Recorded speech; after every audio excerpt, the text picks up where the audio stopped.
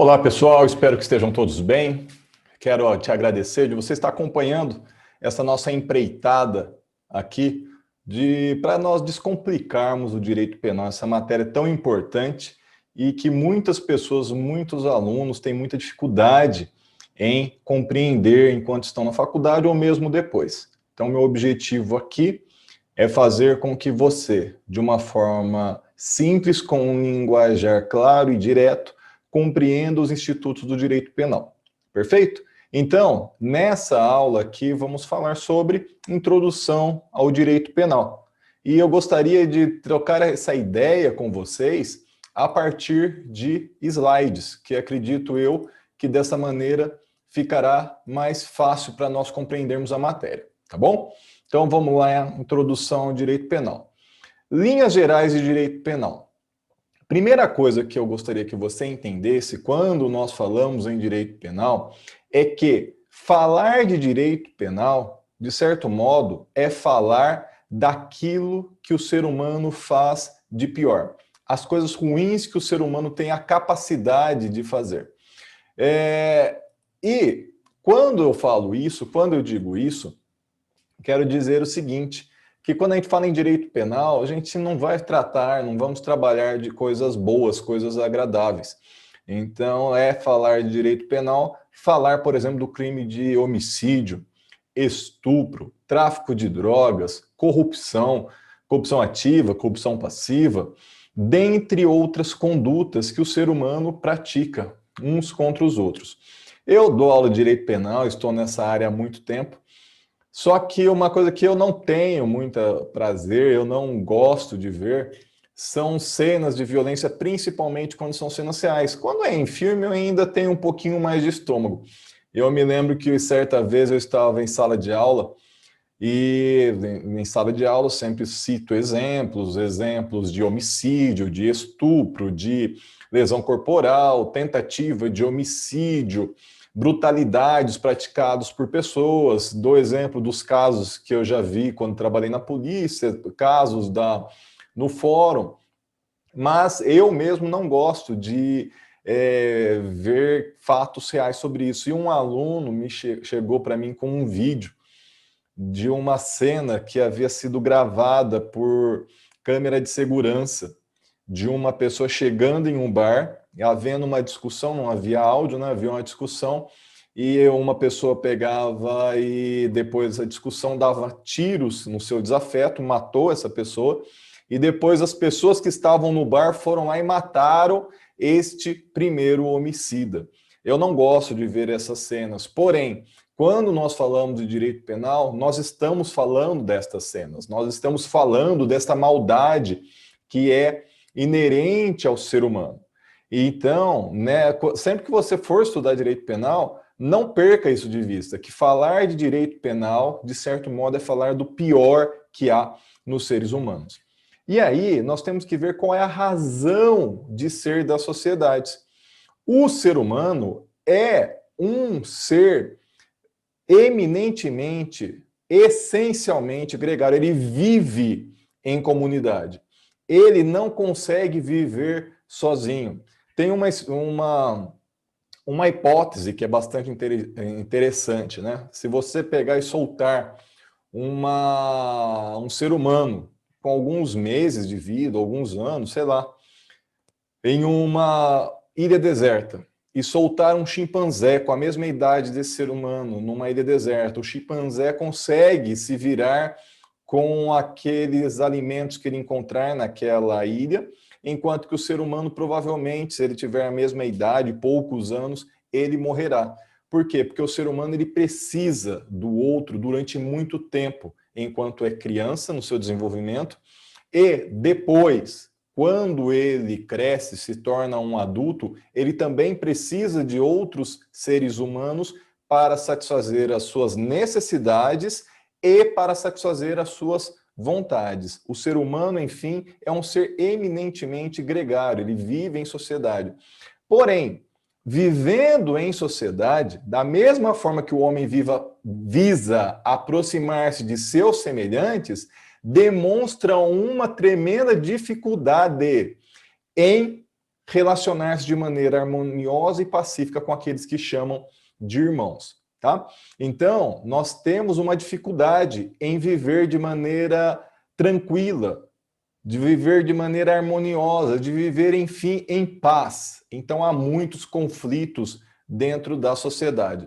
Sobre esse tema, é muito interessante um livro, que eu li, que é um best-seller, né? Esse chama-se Sapiens, Uma Breve História da Humanidade. O autor é um israelense, um professor de história chamado Yuval Noah Harari. Está aí na tela para você ver, fica uma dica de leitura. Este livro demonstra bem esta característica do ser humano, essa dificuldade que o ser humano tem para se relacionar com o outro, essa dificuldade que o ser humano tem de se relacionar com pessoas da mesma espécie, com outros seres da mesma espécie, né, outros seres humanos, bem como de se relacionar de forma harmoniosa com toda a natureza. Esse livro é bastante interessante para você ver a maldade humana, você conseguir entender esse lado da maldade humana. E a maldade humana, quando nós pegamos um destes recortes, nós encontramos o direito penal, que ele tem essa função de coibir essa maldade humana. Quando essa maldade humana se manifesta contra outro ser humano, o que acaba acontecendo? Aquilo que é chamado de crime, pegando um determinado recorte. Porque a maldade humana também se manifesta em outras áreas. Por exemplo, existe o ilícito civil, existe o ilícito administrativo, existe a rebeldia dentro da família, existe o pecado dentro das diversas religiões, mas quando a gente pega um recorte da sociedade, nós vemos que essa maldade se manifesta como sendo crime, desde que, é óbvio, essa parte você já sabe, que aquela conduta má esteja descrita na lei como sendo uma conduta criminosa. Muito bem. Gente, o crime é sempre, necessariamente, um fenômeno social. Se uma pessoa vive sozinha em uma ilha deserta, não há como ela cometer crime. Crime só existe se a pessoa pratica contra outro ser humano. É o chamado princípio da alteridade. Alter, outro. Só há crime se a pessoa pratica uma conduta definida como crime contra outra pessoa. Por isso que a autolesão não se pune. Por isso que o suicídio, ou melhor, a tentativa de suicídio, não é punida como crime. Só há punição, insisto, se a conduta for praticada contra o bem jurídico de uma outra pessoa. Se o bem jurídico é da própria pessoa, não há que se falar em crime. Então, o crime é um fenômeno que ocorre somente e única e exclusivamente somente dentro de uma sociedade. Não há que se falar em crime quando a pessoa vive de forma solitária. O direito penal, então, nesta perspectiva de olhar a maldade humana e querer combater a maldade humana, querer pacificar a sociedade, o direito penal, nessa perspectiva, é aquela que nós conhecemos melhor. É o direito penal como ferramenta do Estado para combater estas práticas maldosas do ser humano, tá? Então, ainda deve ser levado em conta que o direito penal tem como um de seus principais objetivos a pacificação social. Como instrumento do Estado, possui dois objetivos com os seus institutos. Primeiro, que os bens jurídicos protegidos não sejam violados. E segundo, que aquele que violou não torne a fazê-lo. Então, nesta perspectiva, nós vemos o direito penal, que é esta matéria que nós estamos estudando, como um instrumento do Estado, e esta perspectiva é aquela que nós temos mais facilidade de entender. Tem como objetivo fazer com que bens jurídicos não sejam violados. Como que ele faz isso? Ameaçando com pena. Se você matar aquela pessoa, você sofrerá uma pena de 6 a 20 anos. Se você furtar os bens jurídicos daquele cidadão, você sofrerá uma pena de 1 a 4 anos. Se você estuprar aquela moça, você sofrerá essa pena, você sofrerá prisão, você sofrerá uma pena de multa.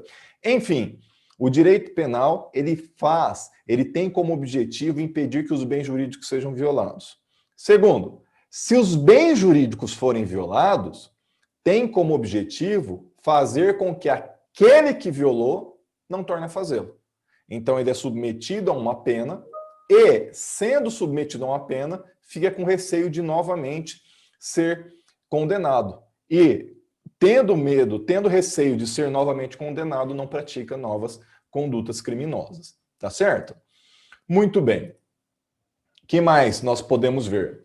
Que o direito penal tem uma outra perspectiva. Essa aqui é mais complicada. Essa aqui o cidadão comum tem dificuldade de entender. Essa aqui, a hora que você vai conversar com a sua tia, ela tem dificuldade de entender. Quando você conversa num boteco, as pessoas têm dificuldade de entender, mas você não terá, porque você é estudante de direito e agora você trabalha com outras categorias. Você é mais técnico, você é uma pessoa que pensa de forma diferenciada. Você não pensa como a massa da sociedade. Você não pensa como aqueles apresentadores de programas sensacionalistas, tá certo? Esta perspectiva é do direito penal como instrumento limitador do Estado. Então, veja bem, do mesmo modo que o direito penal serve de instrumento do Estado para dizer para o Estado, Estado, se o Horácio furtar, subtrair o patrimônio de alguém, você pode impor a ele uma pena de 1 a 4 anos de prisão. Muito bem, instrumento do Estado. Ao mesmo tempo, o direito penal é um instrumento limitador do Estado, sabe por quê? Porque o Estado não pode impor uma pena superior a 4 anos ao Horácio. A pena contra o Horácio tem que ser no máximo de 4 anos, não pode colocá-lo numa prisão perpétua, não pode colocar o Horácio para fazer trabalhos forçados, o direito penal impede. O direito penal limita o Estado na maneira como ele vai submeter o cidadão. Ele pode combater o crime, mas ele tem limites que ele tem que obedecer. Tá certo? Essas duas perspectivas, então, sempre, da primeira aula até a última, você tem que ter em mente o direito penal como instrumento do Estado, mas o direito penal também como limitador ao direito de punir do mesmo Estado. Perfeito? Continuando aqui. Então, com base em tudo isso que nós falamos até agora, qual seria um possível conceito de direito penal? Direito penal é o ramo do direito que define crimes, comina penas e limita através de normas e princípios o direito / dever de punir do Estado. Nós vamos ver cada um desses pontos aqui, mas vejam aqui nessa definição o que é interessante. Primeiro, que é um ramo do direito, ele define crimes, então, ao definir crimes, é um instrumento do Estado para combate do crime. Comina a pena, ou seja, ameaça com uma sanção, também tem como objetivo impedir, combater o crime. E limita através de normas e princípios. Aqui é o direito penal como limitador do direito de punir do Estado. E limita o quê? Impõe o quê? Do que é que nós estamos falando? É um direito, o Estado tem o direito de punir, mas não só o direito, o Estado tem o dever de punir. Então, se o Horácio subtraiu bens de uma pessoa, o Estado não pode dizer, veja bem, ele é o cara, é gente boa, eu não vou puni-lo. Não. O Estado tem que impor uma pena. Então, punir é um direito, mas ao mesmo tempo é um dever do Estado. Perfeito? Então, ramo do direito. Miguinhos, o direito, ele é uno, porque quem cria o direito é só o Estado. O Estado é quem cria o direito. Tá? Quando eu falo Estado, não é Estado membro, igual o Estado de São Paulo, o Estado do Paraná, o Estado do Rio de Janeiro. Quando eu digo Estado, eu estou dizendo esse ente que nós conhecemos como nosso país. Perfeito? Então, temos vários estados neste sentido no mundo. O Estado, ele é o único que cria o direito de punir. Perfeito? Além disso, o Estado cria direito em várias áreas. Direito civil, direito tributário, direito empresarial, direito constitucional, direito processual civil, direito processual penal, direito, enfim, todos esses segmentos do direito. Como tudo que está tudo que está sendo feito é o Estado, então a gente fala que o direito é uno. Por que então existe tudo isso que a gente falou? Direito civil, direito constitucional, direito penal, direito administrativo? Porque a mente humana tem dificuldade em ver o todo. Então nós dividimos em compartimentos. Esses compartimentos nós chamamos de ramos do direito. Quer ver uma coisa interessante para você? Um livro que é de fácil acesso para todos, aí tenho certeza, tem no... é de domínio público. Tem um aqui, ó, quer ver? Ó? Você vê esse aqui, ó, a Bíblia. Se você pega a Bíblia, se você pega o livro de Levíticos, você vê uma série de leis ali. E ali não está dividido, as leis não estão divididas com direito civil, constitucional, não dá para saber. Tem leis religiosas, tem leis relacionadas a direito penal, tem leis meramente sanitárias, de higiene pessoal, tem leis que são relacionadas ao casamento, ao comportamento em família. E como todas as leis que estão nesse livro chamado de Bíblia, principalmente num livro chamado Levítico, que é o terceiro livro da Bíblia, Gênesis, Êxodo, Levítico, quando a gente olha esse livro, a gente acha que tudo é a mesma coisa. Por quê? Porque todas as leis nesse livro de Levítico é dado por Deus por meio de Moisés. Moisés que pega e fala essas leis. Então parece que tudo é a mesma coisa, mas tem divisão. Mesma coisa, o Estado. O Estado fala um monte de lei, mas para facilitar o nosso entendimento, nós compartimentamos. Essas compartimentalizações, colocar em várias caixinhas, que nós chamamos de ramos do direito. O direito penal é um destes ramos. Perfeito? Que bom, espero que você esteja acompanhando, esteja entendendo. Aqui, ó. Deixa eu voltar aqui nos meus slides. Segunda parte do nosso conceito. Tem como objetivo definir crimes. Gente, como que o Estado define crimes? Única e exclusivamente por meio da lei. E somente lei em sentido formal, não é qualquer tipo de ato normativo, não, é somente a lei populi, lex populi, a lei feita pelo povo, e somente lei federal. Nós vemos nos filmes hollywoodianos que nós falamos que o personagem dizendo assim em determinado momento da história: eu vou para o estado do Texas porque lá é permitido o porte de arma. Eu vou para aquele estado porque lá é permitido o aborto. Nos Estados Unidos, o direito penal ele é estadual. Cada estado membro tem um direito penal distinto. No Brasil, não. O direito penal é federal. Isso aí você vai encontrar na Constituição Federal, no artigo 22, inciso 1. E lá estabelece que somente a União, compete exclusivamente à União, por meio da Câmara dos Deputados e do Senado Federal, editar as leis federais relacionadas ao direito penal. Não há crime estadual, não há crime municipal. Além disso, não há a possibilidade no Brasil de um crime ser elaborado por meio de uma portaria ou por meio de uma medida de segurança, uma medida provisória. Falei medida de segurança, errei, é medida provisória. Não há possibilidade, somente por lei formal.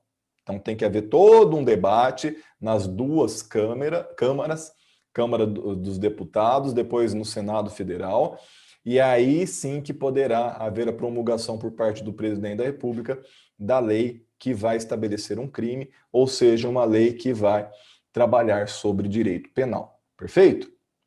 Que mais? Cominar pena. Cominar é ameaçar ou amedrontar com alguma coisa. No caso do direito penal, amedrontar, ameaçar com uma punição, com uma sanção. Da mesma forma que o crime só pode existir por meio de uma lei, a pena também só pode ser cominada por meio de uma lei. Tudo que eu falei para o crime se aplica também à pena. E aqui, uma observação, não sei se você já sabe disso, né? Nós falamos direito penal ou direito criminal? Crime ou pena? O direito penal, a matéria que nós estamos estudando, sempre ou vai falar do crime ou falará da pena. Por isso que o Marquês de Beccaria escreve aquele livro famoso dos delitos e das penas.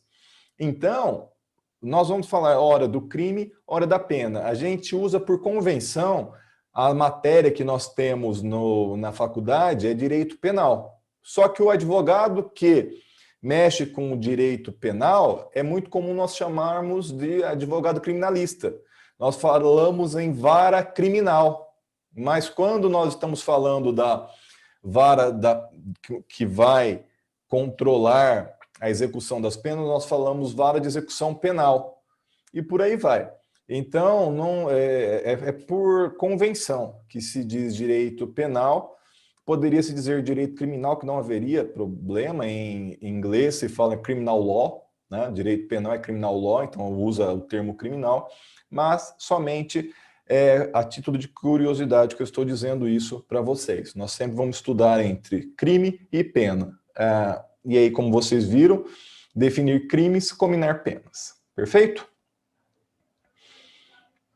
Limitação através de normas e princípios do direito de punir do Estado. Então, o objetivo do direito penal é criar o crime, estabelecer o crime por meio de lei, é combinar pena, mas também limitar o Estado em seu direito / dever de punir. Por meio do quê? Tanto das normas quanto de princípios. Miguinhos, a lei, somente a lei é que poderá criar um crime. Somente a lei é que poderá criar uma pena. Porém, a limitação do direito de punir do Estado pode se dar por meio de uma lei, pode se dar por meio de jurisprudência, pode se dar por meio de princípios, pode se dar por meio de costume. Tá certo? Agora, criar um crime, não. O direito de punir somente por meio da lei. A limitação a esse direito de punir pode se dar por meio de jurisprudência, por meio de princípios, por meio de lei, inclusive. Perfeito? Continuando. Uma observação aqui.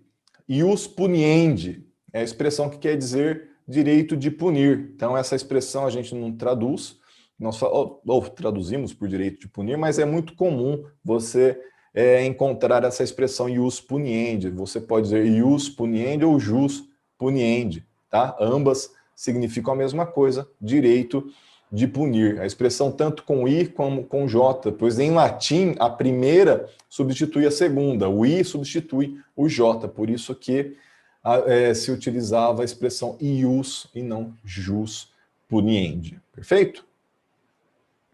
Direito / dever de punir. Amiguinhos, tem um princípio na Constituição Federal, que é o princípio da proibição da proteção deficiente. O Estado tem o direito de punir. Mas, como eu já disse aqui, ao mesmo tempo que ele tem esse direito, ele tem o dever. Então, ele não pode proteger um bem jurídico de forma deficiente. Ele tem que proteger esse bem jurídico de forma correta, de forma adequada. Ele não pode, então, punir, por exemplo, um crime tão grave como é o tráfico internacional de drogas com uma pena de multa meramente. Ou então o crime de estupro com um crime de 3 meses de reclusão. Ele tem que punir de maneira mais severa as condutas mais graves e de maneira menos severa as condutas menos graves. Perfeito? Continuando aqui. Pessoal, como que se dá o direito penal em um Estado democrático de direito? Quando nós vamos no artigo 1º da Constituição Federal, nós vemos que lá está escrito que o Brasil, está escrito assim, ó, a República Federativa do Brasil, formada pela união indissolúvel dos seus estados, municípios e Distrito Federal, constitui-se em Estado democrático de direito. Por que que o Brasil é um Estado democrático de direito? Muito bem. Para nós entendermos isso, nós temos que entender antes o que é um Estado absolutista, para a gente conseguir entender isso aqui. Imaginem vocês, e novamente eu me socorro da Bíblia, imaginem vocês aqueles reis que nós encontramos na Bíblia, por exemplo, o rei Davi, por exemplo, o rei Salomão, pai e filho, os dois reis mais famosos da Bíblia. Imaginem vocês que estes reis, eles tinham o poder de criar a lei, de revogar a lei, de julgar e de administrar. Então, todo o poder estava na mão deste rei, que ele tinha um poder absoluto. Então, isso que era o absolutismo. No absolutismo, o cidadão fica à mercê, fica na mão da boa vontade do soberano. Então, se o soberano acorda bem-humorado, ele dá uma pena branda. Se o soberano acorda mal-humorado, ele dá uma pena grave, uma pena bastante pesada para o cidadão. Tem uma história interessante que é de, não sei até que ponto que é verídica, mas eu acho ela interessante, de Alexandre o Grande, o conquistador, um grande guerreiro. E ele está num desses momentos, ele está julgando o povo, e um dos crimes mais graves para um soldado é a deserção. É a pessoa, quando ela tem medo e ela foge da batalha. O soldado fazer isso é algo terrível, é um crime muito mal visto em qualquer exército. Inclusive, é crime, se você pegar o Código Penal Militar Brasileiro, você encontrará a deserção como sendo um crime bastante grave. E o Alexandre o Grande está julgando, e chega um rapaz para ser julgado, e ele era um soldado, ele havia desertado. E aí o Alexandre começa o julgamento e pergunta: como que é seu nome, rapaz? E ele diz: Alexandre, senhor. O quê? Você tem o mesmo nome que eu? Sim, senhor, meu nome é Alexandre. Rapaz, ou você muda de nome ou você muda de comportamento. Por que eu estou contando essa história? Porque nesse dia o Alexandre o Grande ele estava bem-humorado. E como o rapaz tinha o mesmo nome que ele deu uma chance. Porque se fosse outro soldado, ele poderia ter condenado à morte. Então, onde que eu estou querendo chegar? No Estado absolutista, o cidadão fica à mercê da vontade do soberano. Se o soberano está bem-humorado, ele tem uma pena branda. Se o soberano está mal-humorado, ele tem uma pena severa. Isso é muito ruim, porque a gente não sabe qual será a pena que será aplicada. Temos uma evolução na história, que é o Estado de Direito. No Estado de Direito, não são homens que governam. No Estado de Direito, quem governa são as leis. E todos estão submissos a essas leis. Isso é um avanço na história. Porém, a lei pode ser injusta. Então, quando nós vamos até a Alemanha nazista, nós vemos naquele momento na história que pessoas eram condenadas à morte não por terem feito algo, mas simplesmente por serem algo. O que eu fiz? Você não fez, você é judeu, então você será condenado à morte. Isso é uma lei injusta. E as leis injustas não devem ser obedecidas. Então, nós vemos que, apesar de haver uma evolução do Estado de Direito em relação ao Estado absolutista, nós saímos dos desmandos do soberano, do absolutista, para os desmandos do legislador. Nós ficamos nas mãos do legislador. Então, é algo que é tão ruim quanto. Então, nós temos uma nova evolução, que é o Estado democrático de direito. Democracia é o governo do povo, pelo povo e para o povo. E onde está demonstrada essa vontade do povo? Em um documento que é superior à lei. Esse documento que é superior à lei é a Constituição. No Brasil, Constituição Federal de 88. Quando nós vamos à Constituição Federal, nós vemos qual é a vontade do povo. E sabendo a vontade do povo, nós temos que entender que o direito penal, a lei, os governantes tem que estar submisso à vontade do povo que está demonstrada, descrita na Constituição Federal. Então, nós chegamos à conclusão de que o Estado Democrático de Direito, ele é melhor. Por quê? Porque no Estado Democrático de Direito nós temos a Constituição, que demonstra a vontade do povo, submetendo todas as leis, inclusive o direito penal, tá certo? Então, o que nós chegamos à conclusão? Que o direito penal deve constituir-se em um conjunto de regras e princípios que limitam o ius puniendi do Estado, havendo necessidade das condutas definidas como crime e as respectivas penas estarem formalmente positivadas em lei. Entretanto, esta lei não deverá ser arbitrária, devendo espelhar a vontade soberana do povo expressa através de seus representantes. Esse é o direito penal no Estado Democrático de Direito. Tá? Pessoal, deu para entender esses conceitos iniciais de direito penal? Deu para entender em como que nós vamos trabalhar o direito penal daqui por diante, nas próximas aulas? Então, de verdade, mais do que ser original, eu quero ser útil. E eu espero que eu tenha sido útil a você nessa aula e que você tenha conseguido entender o comecinho do direito penal. E a partir disso, a partir desse pontapé inicial, que a gente consiga caminhar, que você consiga entender direito penal, facilitar, descomplicar a tua vida com a compreensão do direito penal. Tá certo, pessoal? Então, obrigado de você estar até aqui. Fica com Deus, bons estudos e a gente se vê na próxima. Valeu, tchau.